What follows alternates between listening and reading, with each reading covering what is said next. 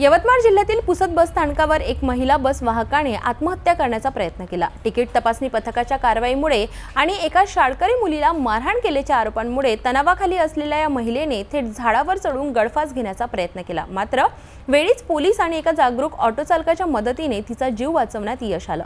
या घटनेमुळे परिसरात एकच खळबळ उडाली आहे।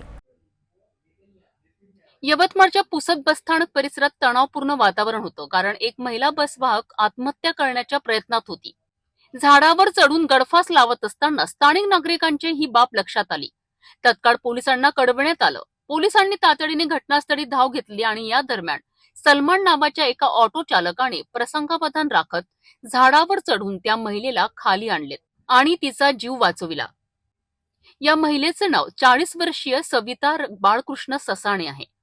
मिळालेल्या माहितीनुसार 2 दिवसांपूर्वी या महिला वाहकाने एका शाळकरी मुलीला मारहाण केली होती।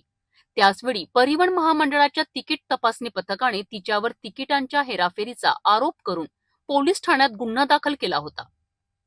या 2 घटनांमुळे आलेल्या तणावामुळे तिने हे टोकाचं पाऊल उचलल्याचं सांगितलं जात आहे। पोलिसांनी आणि नागरिकांनी दाखवलेल्या सतर्कतेमुळे आज एका महिलेचा जीव वाचला आहे।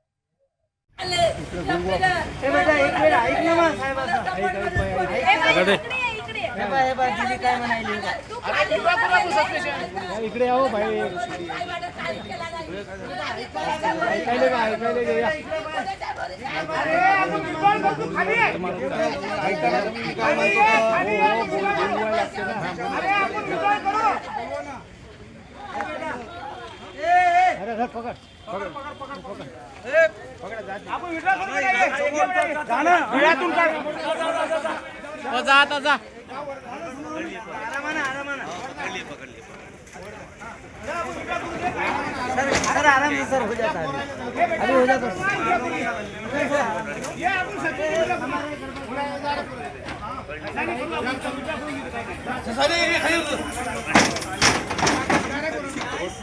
या घटनेने अनेक प्रश्न निर्माण केले आहेत। कामाच्या तणावातून आणि आरोपांमुळे एखाद्या व्यक्तीला इतकं टोकाचं पाऊल उचलावं लागत असेल तर या परिस्थितीत त्यांना मानसिक आधार देणं किती महत्त्वाचं आहे हे पुन्हा एकदा अधोरेखित झालं आहे।